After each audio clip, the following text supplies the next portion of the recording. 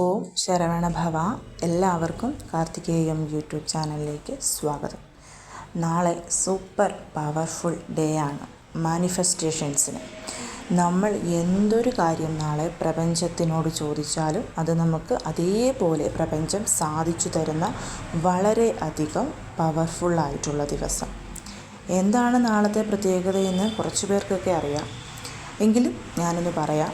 നാളെ ഗുരു പുഷ്യ യോഗമുള്ള ദിവസമാണ്. വ്യാഴാഴ്ചയും പൂയം നക്ഷത്രവും കൂടി ഒന്നിച്ചു വരുന്ന ഗുരു പുഷ്യ യോഗമുള്ള ദിവസം.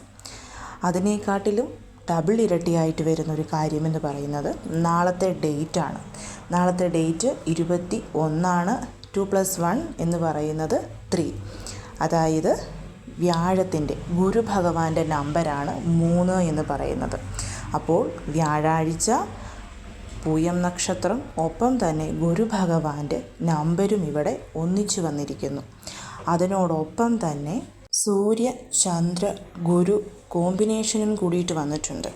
1 എന്ന് പറയുന്നത് സൂര്യഭഗവാനെ കുറിക്കുന്ന നമ്പരും 2 എന്ന് പറയുന്നത് ചന്ദ്രനെ കുറിക്കുന്ന നമ്പരും രണ്ടും കൂടി കമ്പൈൻ ചെയ്ത് 3 എന്ന് പറയുന്നത് ഗുരുവിനെ കുറിക്കുന്ന നമ്പരും. ഇത് മൂന്നും കൂടി ഒന്നിച്ചു വന്നിരിക്കുന്ന ഈ ദിവസം നമ്മൾ എന്തു ചെയ്താലും അതിന് ഫലം ഉറപ്പായും നമുക്ക് ലഭിച്ചിരിക്കും.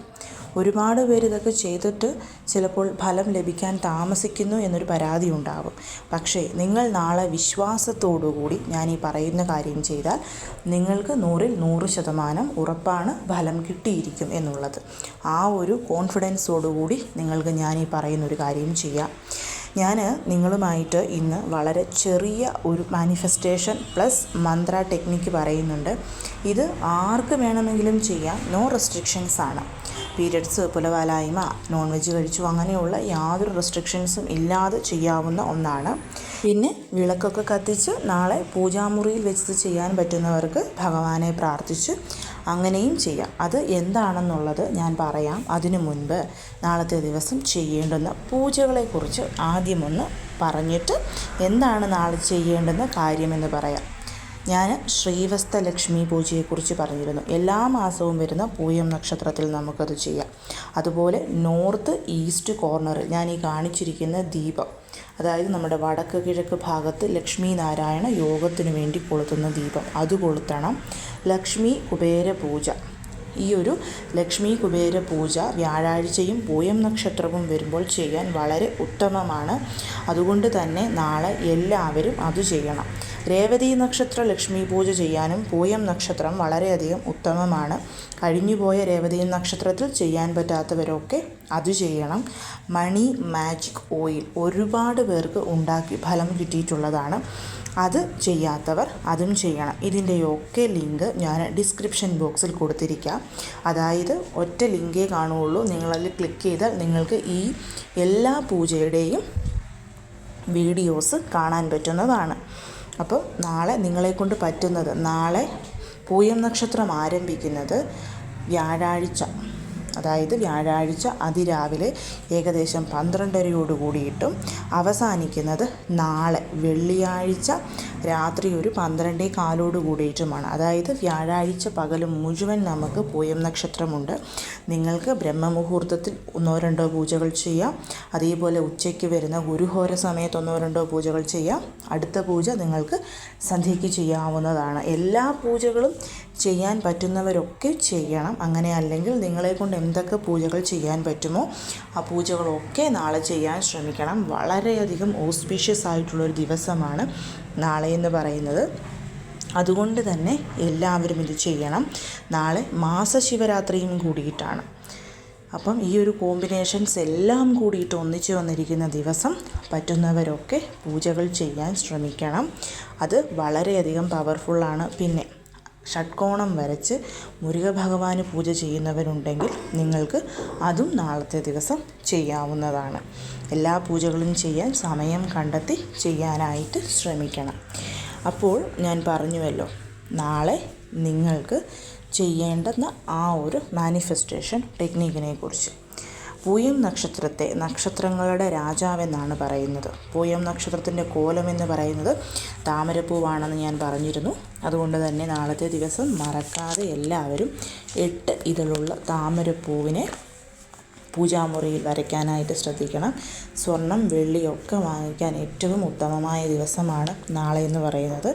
എല്ലാവർക്കും ചിലപ്പോൾ അത് വാങ്ങിക്കാൻ സാധിച്ചുവെന്ന് വരില്ല. അങ്ങനെയുള്ളപ്പോൾ സ്വർണത്തെ കുറിക്കുന്ന മഞ്ഞൾപ്പൊടിയും വെള്ളിയെ കുറിക്കുന്ന അരിയും പച്ചരിയും ഇതൊക്കെ എല്ലാവരും വാങ്ങാനായിട്ട് ശ്രമിക്കണം. അത് നമ്മുടെ വീട്ടിലോട്ട് ഐശ്വര്യം കൊണ്ടുവരാനായിട്ട് കാരണമാകും.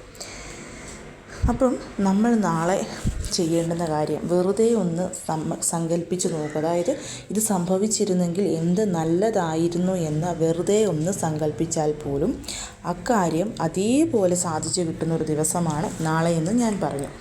നാളെ നിങ്ങൾ ചെയ്യേണ്ടത് മന്ത്രവും റെമഡിയും കൂടി ഒന്നിച്ച് ചെയ്യുമ്പോൾ നമുക്കിതിന് 100% ഫലസിദ്ധി ഉണ്ടാകും. പൂജാമുറിയിൽ ഇരുന്നാണ് ചെയ്യുന്നത്. അതായത് ഇപ്പം നിങ്ങൾക്ക് യാതൊരുവിധ അശുദ്ധിയും ഇല്ലാത്ത പക്ഷം നിങ്ങൾക്ക് ഞാൻ ഈ പറയുന്ന പരിഹാരം പൂജാമുറിയിൽ വിളക്കൊക്കെ കത്തിച്ചിട്ടിരുന്ന് ചെയ്യാം. അങ്ങനെ അല്ലാത്തവർക്ക് ഇതിന് ചെയ്യാനായിട്ട് പർട്ടിക്കുലർ ഒരു ടൈമുണ്ട്. ആ ഒരു സമയത്ത് തന്നെ ഇത് ചെയ്യണം. അപ്പം കുളിച്ച് ശുദ്ധമായിട്ട് ഉടനെ തന്നെ നിങ്ങളിത് ചെയ്താൽ മതിയാകും. അതായത് രാവിലെ 6 to 7 വരുന്ന ഗുരുഹോര, ഉച്ചയ്ക്ക് 1 to 2 വരുന്ന ഗുരുഹോര, രാത്രി 8 to 9 വരുന്ന ഗുരുഹോര. ഈ 3 സമയങ്ങളിൽ ഇത് ചെയ്താൽ നമുക്ക് പെട്ടെന്ന് തന്നെ ഫലം കിട്ടും. അതുകൊണ്ട് തന്നെ കഴിയുന്നതും നിങ്ങൾ ഈ സമയം തന്നെ സെലക്ട് ചെയ്യണം. രാവിലെ ആ ഒരു സമയത്ത് നിങ്ങൾക്ക് പൂജാമുറിയിൽ ഒരു നെയ് ദീപം കൊളുത്തി വെച്ചിട്ട് അതിന് മുൻപിലിരുന്ന് ഈ ഒരു പരിഹാരം ചെയ്യാം. ഇനി പീരിയഡ്സ് ഒക്കെ ഉള്ളവരാണെന്നുണ്ടെങ്കിൽ കുളിക്കണം. ഈ ഒരു പരിഹാരം ചെയ്യുമ്പോൾ കുളിക്കുന്നു, അപ്പോൾ തന്നെ വന്ന് നമ്മൾ ഈ ഒരു പരിഹാരം ചെയ്യുന്നു. അങ്ങനെ വേണം ചെയ്യാനായിട്ട്. അതിനായി നിങ്ങൾ ചെയ്യേണ്ടത് ഒരു ബ്രാസിൻ്റെ ഒരു കുഞ്ഞു പാത്രത്തിലോ അല്ലെങ്കിൽ ചില്ലിൻ്റെ ഒരു ഗ്ലാസ്സിലോ ആദ്യം തന്നെ കുറച്ച് ജലം എടുത്ത് വെക്കുക. ആ ജലത്തിലേക്ക് നിങ്ങളുടെ കയ്യിൽ കുങ്കുമപ്പൂ ഉണ്ടെങ്കിൽ ഒരു 3 സ്ട്രാൻഡ്സ് കുങ്കുമപ്പൂ അതിനകത്ത് ഇടുക. എന്നിട്ട് ആ വെള്ളം മഞ്ഞ കളർ ആവുന്നത് വരെ നമ്മൾ വെയിറ്റ് ചെയ്യണം. അതുകൊണ്ട് നിങ്ങൾക്ക് കുറച്ച് നേരം മുൻപ് തന്നെ ഇത് ചെയ്ത് വെക്കാവുന്നതാണ്. ഇനി കുങ്കുമപ്പൂ ഇല്ലാത്തവർ എന്ത് ചെയ്യണമെന്ന് വെച്ചാൽ മഞ്ഞൾപ്പൊടി ഇട്ടാൽ മതിയാവും. കുങ്കുമപ്പൂ ഉണ്ടെങ്കിൽ തീർച്ചയായും അത് തന്നെ യൂസ് ചെയ്യണം. അതിനാണ് പവർ കൂടുതൽ. ഇല്ലാത്തവർ മഞ്ഞൾപ്പൊടി എടുത്താൽ മതിയാവും. എന്നിട്ട് നമ്മൾ ചെയ്യേണ്ടുന്ന കാര്യം ഒരു യെല്ലോ കളറിലെ തുണി എടുക്കുക. നമ്മൾ സാധാരണ പൂജയ്ക്കൊക്കെ ഉപയോഗിക്കുന്ന യെല്ലോ കളർ ക്ലോത്ത് ഉണ്ടാവുമല്ലോ, കോട്ടൻ്റെയോ പോളിസ്റ്ററോ എന്തുമായിക്കൊള്ളട്ടെ, അതെടുക്കുക. അതില്ലാത്തവർ യെല്ലോ കളറിലെ പേപ്പർ എടുക്കുക. ഇനി നിങ്ങളുടെ കയ്യിൽ യെല്ലോ കളറിലെ ടവലുണ്ടെങ്കിൽ അതെടുത്താലും മതി. പക്ഷേ ശ്രദ്ധിക്കേണ്ടുന്ന കാര്യം ആ ഒരു ടവൽ കംപ്ലീറ്റ്ലി യെല്ലോ ആയിരിക്കണം. അതിനിടയ്ക്ക് എന്താ പറയുന്നത് റെഡ് കളറിലോ ഗ്രീൻ കളറിലെ കുഞ്ഞു കുഞ്ഞു ഡോട്ട്സോ പൊട്ടുകളോ ഒന്നും കാണാൻ പാടില്ല. ഏറ്റവും നല്ലത് നിങ്ങളൊരു തുണി എടുക്കുന്നത് തന്നെയാണ്. എന്നിട്ട് നമ്മുടെ വലത് കൈയിലെ ചൂണ്ടുവിരൽ നമ്മൾ ആ ഗ്ലാസ്സിൽ മഞ്ഞൾപ്പൊടി അല്ലെങ്കിൽ കുങ്കുമപ്പൂ ഇട്ട് വെച്ചിട്ടുണ്ടല്ലോ അതിലോട്ട് മുക്കണം.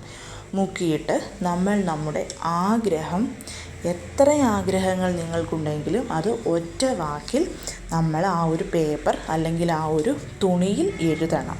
പൈസയാണെങ്കിൽ പണം, ആരോഗ്യം, അതേപോലെ സന്തോഷം, സമാധാനം, സന്തോഷകരമായ കുടുംബജീവിതം, ജോലി, വിദ്യാഭ്യാസം, അങ്ങനെ എന്ത് കാര്യവും നിങ്ങൾക്ക് എഴുതാം. പക്ഷേ ഒരൊറ്റ വാക്കിൽ മാത്രമേ നിങ്ങൾ അതിൽ എഴുതാവുള്ളൂ. ഞാൻ പറഞ്ഞല്ലോ, എത്ര ആഗ്രഹങ്ങളും എഴുതാം, ഒരേ ഒരു വാക്കിൽ മാത്രം. പർട്ടിക്കുലറായിട്ട് ഇത്ര രൂപ വേണമെന്നുണ്ടെങ്കിൽ അതും നിങ്ങൾക്ക് സ്പെസിഫൈ ചെയ്ത് എഴുതാവുന്നതാണ്.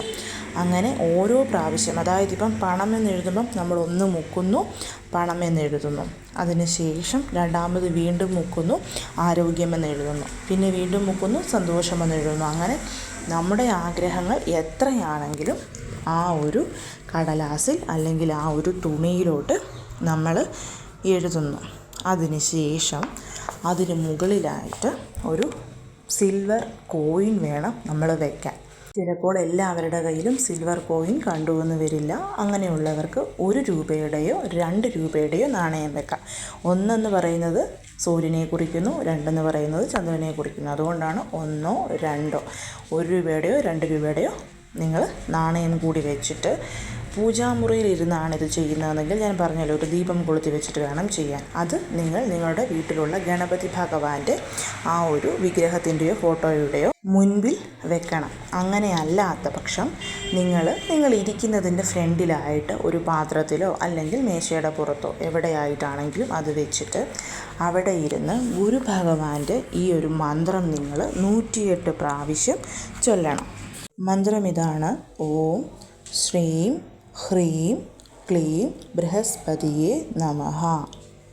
ഓം ശ്രീം ഹ്രീം ക്ലീം ബൃഹസ്പതിയേ നമഃ. ഇത് 108 പ്രാവശ്യം അവിടെ ഇരുന്ന് ജപിച്ചിട്ട് നിങ്ങൾ ജപിച്ചതിന് ശേഷം ആ ഒരു തുണി മടക്കി അങ്ങ് വെക്കുക. അതായത് ആ തുണി വെച്ചിട്ട് അതിന് മുകളിൽ നമ്മൾ സിൽവർ കോയിൻ അല്ലേ വെച്ചിരിക്കുന്നത്, അപ്പം അത് ജസ്റ്റ് ഒന്ന് മടക്കുക. ആ ഒരു സിൽവർ കോയിൻ കാണാത്ത രീതിയിൽ മടക്കി അങ്ങ് വെച്ചിരിക്കുക. എന്നിട്ട് അത് അവിടെ ഇരുന്നോട്ടെ. 40 ദിവസം നിങ്ങളിത് സൂക്ഷിച്ച് വെക്കണം. ഇപ്പം പൂജാമുറിയിലാണ് നിങ്ങളിത് വെച്ചതെന്നുണ്ടെങ്കിൽ ഈ ഒരു 40 ഡേയ്സ് പൂജാമുറിയിൽ എവിടെയെങ്കിലും ഒരു സൈഡിലാത്തത് സൂക്ഷിച്ച് വെച്ചിരിക്കുക. ഗണപതി ഭഗവാന്റെ ഫോട്ടോയ്ക്ക് പുറകിലോ, ഇപ്പം വിഗ്രഹങ്ങളൊക്കെ ഉള്ളവരാണെങ്കിൽ വിഗ്രഹങ്ങളുടെ അടിയിൽ അത് പൊതിഞ്ഞ് സൂക്ഷിച്ച് വെക്കാം. ഫോട്ടോസൊക്കെ ഉള്ളവരാണെങ്കിൽ ഫോട്ടോസിൻ്റെ പുറകിൽ വെക്കാം. ഇനി പീരിയഡ്സും പുലവാലായ്മയൊക്കെ ഉള്ളവരാണെന്നുണ്ടെങ്കിൽ നിങ്ങളുടെ മണി ബാഗിലോ, അങ്ങനെ അല്ല എന്നുണ്ടെങ്കിൽ എവിടെയാണോ നിങ്ങൾക്കത് സൂക്ഷിച്ച് വെക്കാൻ പറ്റുന്നത് അവിടെ സൂക്ഷിച്ച് വെക്കുക. 40 ദിവസമാണ് ഏറ്റവും കൂടുതൽ ഈ ഒരു നമ്മൾ എഴുതിയ ഓരോ ആഗ്രഹങ്ങളും നമുക്ക് സാധിച്ചു കിട്ടാനുള്ളൊരു സ്പെസിഫിക് ടൈം എന്ന് പറയുന്നത്. 40 ദിവസത്തിന് ശേഷം നമ്മൾ ചെയ്യേണ്ടുന്ന കാര്യം, ആ ഒരു തുണി, നമ്മൾ ആഗ്രഹം എഴുതിയ തുണി ഏതെങ്കിലും ഒരു ചെടിയുടെ ചൂട്ടിൽ കൊണ്ടുപോയി കുഴിച്ചിടുക. വലിയ മരമായാലും കുഴപ്പമില്ല. ആ നാണയം, ഇപ്പോൾ സിൽവർ കോയിൻ വെച്ചിരിക്കുന്നവരാണെന്നുണ്ടെങ്കിൽ നിങ്ങൾക്കത് സാധാരണ പോലെ യൂസ് ചെയ്യാനായിട്ട് എടുക്കാം.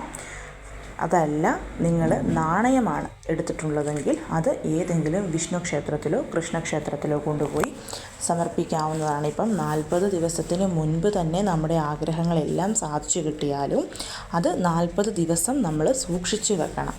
അത് വളരെ അത്യാവശ്യമാണ്.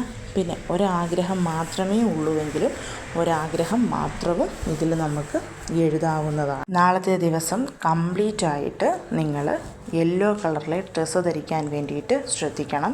യെല്ലോ കളറിലെ പൂവ്, ചെറിയ കുഞ്ഞു പൂക്കളൊക്കെ യെല്ലോ കളറിലെ കിട്ടുമെങ്കിൽ അത് തലയിൽ ചൂടാൻ ശ്രമിക്കണം. അതേപോലെ നാളത്തെ ദിവസം നെറ്റിയിൽ നമ്മൾ മഞ്ഞൾപ്പൊടി ചാലിച്ച് കുറിയായിട്ട് തൊടാൻ ശ്രമിക്കണം. നാളത്തെ ദിവസം വിഷ്ണു ക്ഷേത്ര ദർശനം നടത്തണം.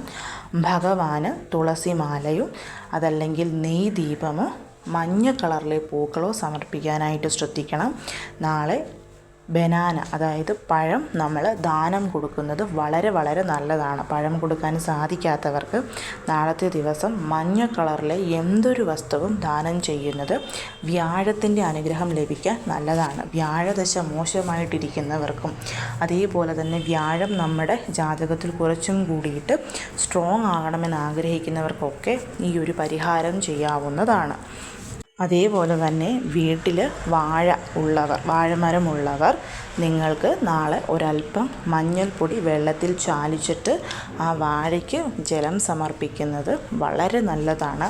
ഇപ്പോൾ എല്ലാവരും ചോദിക്കും ഇങ്ങനെയൊക്കെ ചെയ്യേണ്ട ആവശ്യമുണ്ടോ എന്ന്. പക്ഷേ വ്യാഴ ഭഗവാന്റെ അനുഗ്രഹം കിട്ടാൻ നമ്മൾ വാഴയെ പൂജിക്കുന്നത് വളരെ വളരെ ഉത്തമമായിട്ടുള്ള കാര്യമാണ്. പറ്റുമെന്നുള്ളവരൊക്കെ തീർച്ചയായിട്ടും നാളത്തെ ദിവസം ഈ ഒരു കാര്യവും കൂടി ചെയ്യണം. ഇതെല്ലാം നമുക്ക് നമ്മുടെ ലൈഫിൽ ഒരുപാട് ഐശ്വര്യവും സന്തോഷവും സമൃദ്ധിയും തരുന്ന കാര്യങ്ങളാണ്. അപ്പോൾ എല്ലാവരും ഇത് ചെയ്യണം. ഗുരു പുഷ്യ യോഗം എന്നതിനേക്കാൾ കൂടുതൽ ആ ഒരു കോമ്പിനേഷനാണ് നമ്മളിവിടെ നോക്കേണ്ടത്. ഈ 3 ഗ്രഹങ്ങളും കൂടി ഒന്നിച്ച് കമ്പൈൻ ചെയ്തിരിക്കുന്ന ഈ ഒരു സമയത്ത് നമ്മുടെ പ്രാർത്ഥനകളും മാനിഫെസ്റ്റേഷൻസും വളരെ പെട്ടെന്ന് തന്നെ നമുക്ക് സാധിച്ചു കിട്ടുന്നതാണ്. അപ്പോൾ എല്ലാവരും ഇത് ചെയ്യാൻ ശ്രമിക്കുക. എല്ലാവരെയും മുരുകൻ അനുഗ്രഹിക്കട്ടെ. ഓം ശരവണ ഭവ.